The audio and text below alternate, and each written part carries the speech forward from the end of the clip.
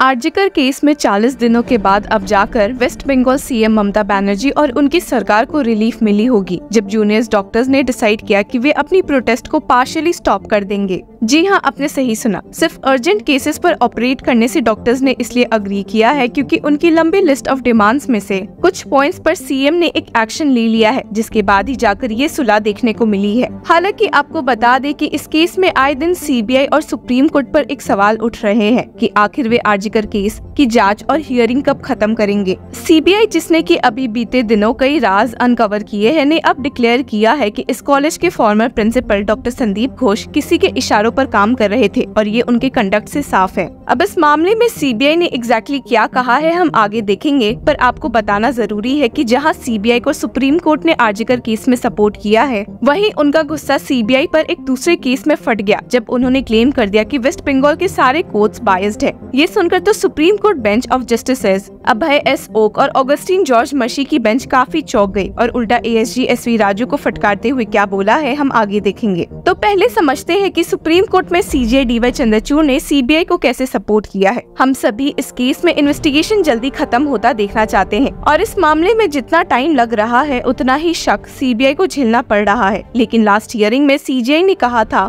कि सीबीआई जो अभी तक पता लगा रही है वो काफी डिस्टर्बिंग है और उन्हें इस केस में टाइम देना चाहिए ताकि वे एक ढंग की जांच कर सके। पर सीजे डीवाई चंद्रचूड़ को क्या ही पता था कि एक दूसरे केस में सीबीआई उल्टा जुडिशरी पर ही उंगली उठा सकती है। कुछ ऐसा ही जस्टिसेस अभय एस ओक और ऑगस्टीन जॉर्ज मशी की बेंच के सामने देखने को मिला जब सीबीआई की ओर से एएसजी एसवी राजू ने पेश होते हुए बंगाल में पोस्ट पोल वायलेंस से जुड़े केसेस की ट्रांसफर की मांग कर ली और वो भी आउट ऑफ द स्टेट। इस प्ली पर एक नजर डालते ही सुप्रीम कोर्ट बेंच भड़क गई और एएसजी एसवी राजू से सवाल पूछते हुए कह दिया कि कैसे वे वेस्ट बंगाल के सारे कोर्ट्स पर ही उंगली उठा सकते हैं and stated, Mr. Raju, what kind of grounds are taken in this? That all courts in West Bengal have a hostile environment. Blanket averment that courts are illegally granting bail. This is casting aspersions that the entire judiciary is under a hostile environment. हालांकि ये सुनकर ASG SV Raju ने भी agree किया कि इस plea की language थोड़ी गलत है और वे इसमें सुधार कर लेंगे। लेकिन सुप्रीम कोर्ट बेंच इस बात से खुश नहीं दिखी और उल्टा जस्टिस अभय एस ओक ने तो कह दिया कि आपको तो ऐसी पिटिशन को विड्रॉ कर लेना चाहिए और हमें उल्टा आप पर कंटेम्प्ट लगाना चाहिए। ये सुनकर जब तक एएसजी एसवी राजू कुछ रिस्पांस देते, वैसे में ही जस्टिस अभय एस ओक ने ऐड कर दिया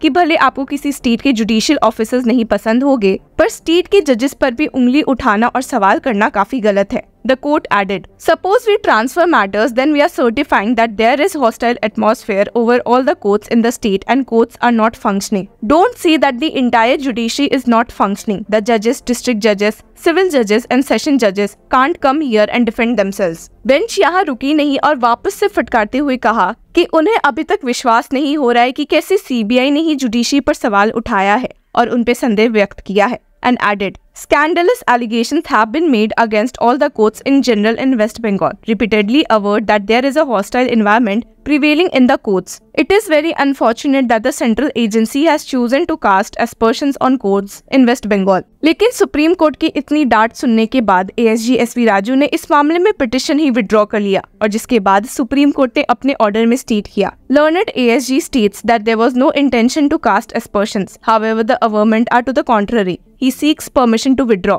We make it clear that all objections to the proposed transfer are expressly kept open. अब जहां सुप्रीम कोर्ट का गुस्सा इस केस में सीबीआई पर निकला है, वहीं एक नजर सीबीआई की जांच पर डाल लेते हैं इन द आरजीकर केस। इस वीडियो की शुरुआत में हमने आपको बताया था कि सीबीआई ने क्लेम किया है कि डॉक्टर संदीप घोष इस केस में किसी के इशारे पर काम कर रहे हैं। ये इसलिए भी कहा जा रहा है क्योंकि डॉक्टर घोष को डेड बॉडी के बारे में जब सुबह के 10 बजे ही पता चला था तो कॉलेज के पास रहने के बावजूद भी वे इतना लेट कॉलेज पहुंचे थे कि उनके पहले तक वहां कलकत्ता पुलिस आ चुकी थी। उनके कॉलेज पहुंचने के बाद भी उन्होंने डेड बॉडी के आसपास हो रही इन्वेस्टिगेशन पर एक निगरानी नहीं रखी थी और उधर से जानबूझकर गायब दिखे थे। सीबीआई ऑफिशियल्स ने स्टेट किया है कि Sandeep Ghosh remained wilfully absent from the crime scene instead of closely monitoring the proceedings and taking necessary steps for its preservation and registration of FIR at the earliest. In fact, Sandeep Ghosh reached RG Kar hospital after the police. वैसे ही CBI की custody में doctor Sandeep Ghosh के अलावा police officer Abhijit मंडल भी दिखे हैं और इन दोनों पर ही क्रिमिनल कॉन्स्पिरेंसी का इल्जाम लगा है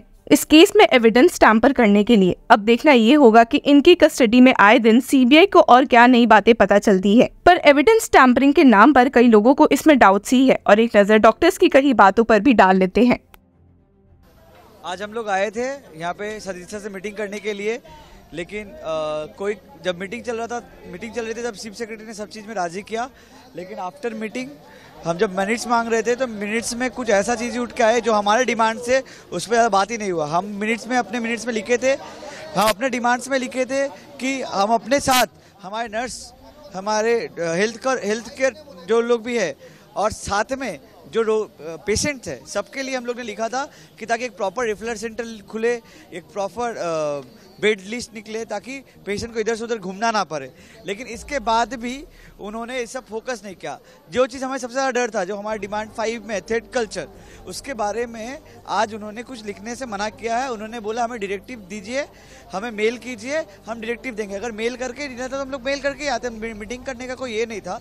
लेकिन ठीक है, मीटिंग की है हम लोग ने, कोई विदाउट ट्रांसपेरेंसी का हम लोग बोले कि ठीक है, हम लोग ट्रस्ट करके मीटिंग भी किया आज, लेकिन जो हम लोग को चाहिए था वो हम लोग को रिटर्न में नहीं मिला। ये रिटर्न में ना मिल जो मिनट्स हम लोग को चाहिए था, जिस हिसाब से हमने डिमांड रखे थे, वो डिमांड शायद उस हिसाब से उन्होंने लिख के दे नहीं पाया, क्योंकि उनको हायर अथॉरिटी में जवाब देना पड़ता है। इसके बाद हम लोग ने इसी अनुसार मीटिंग ख़त्म किया। उनके मिनट में हम लोग ने साइन नहीं किया, हमारा डिमांड हमने सबमिट करके आया है। इसके हिसाब उन्होंने बोला है कि वो डायरेक्टिव निकालेंगे। हम लोग डायरेक्टिव निकलने तक का वेट करते हैं, लेकिन इस डायरेक्टिव निकलने तक हम लोग जो भी चल रहा था वैसी तरह हमारा अवस्था चलेगा, प्रोटेस्ट जारी रहेगा, क्योंकि हम थोड़े हताश है इस मीटिंग के बाद। हम थोड़े हताश है।